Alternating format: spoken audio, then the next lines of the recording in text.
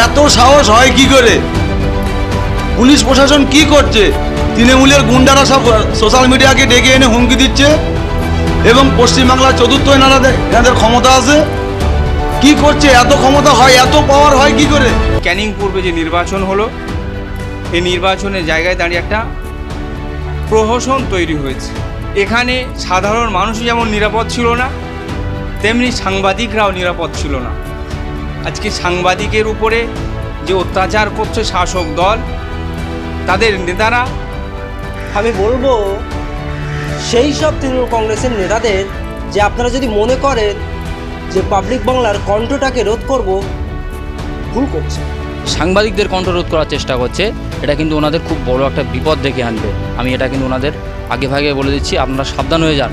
দর্শক, আপনারা দেখছেন পাবলিক বাংলা, আর এই মুহূর্তে রয়েছে ক্যানিং পূর্ব বিধানসভা মাধবপুর গ্রামে।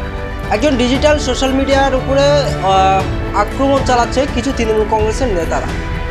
আমার ফোনটা কেড়ে নিয়েছে, আমার বুমটা কেড়ে নিয়েছে এবং আমাকে বিভিন্ন প্রকারে হুঁশিয়ারি দিচ্ছে। আমি বলবো সেই সব তৃণমূল কংগ্রেসের নেতাদের যে আপনারা যদি মনে করেন যে পাবলিক বাংলার কণ্ঠটাকে রোধ করব, ভুল করছে। পাবলিক বাংলার কণ্ঠস্বর রোধ করতে গেলে গোটা বাংলার কণ্ঠস্বর রোধ করতে হবে। এবারে লড়াই মানুষের কণ্ঠস্বর ভার্সেস তৃণমূল কংগ্রেস। এটাই কি বাংলার গণতন্ত্র? সাংবাদিকতার কাজ নিরপেক্ষভাবে কাজ করবে। কোনো বিজেপি, তৃণমূল, কোনো আইএসএফ দেখবে না, মানুষের কণ্ঠস্বর হয়ে চোখে চোখ রেখে প্রশ্ন করবে। এবং আমি চোখে চোখ রেখে প্রশ্ন করছি বলে হয়তো ঝাল লাগছে সেই কিছু তৃণমূল কংগ্রেসের নেতাদের।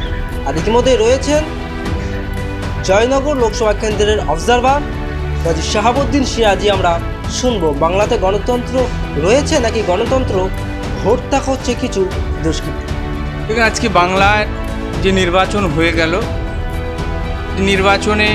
নির্বাচন কমিশন অনেক বুলি আওড়েছিলেন, কিন্তু আমরা যখন বাস্তবে দেখলাম সপ্তম দফা নির্বাচন, বিশেষত এই ক্যানিং পূর্বে যে নির্বাচন হলো, এই নির্বাচনের জায়গায় দাঁড়িয়ে একটা প্রহসন তৈরি হয়েছে। এখানে সাধারণ মানুষ যেমন নিরাপদ ছিল না, তেমনি সাংবাদিকরাও নিরাপদ ছিল না। আজকে সাংবাদিকের উপরে যে অত্যাচার করছে শাসক দল, তাদের নেতারা, কারণ তারা বুঝেছে যদি স্বচ্ছ এবং মানুষকে যদি ভোট দিতে দেওয়া হয়, তাহলে এখান থেকে শাসক দলের একেবারে শেষ হয়ে যাবে।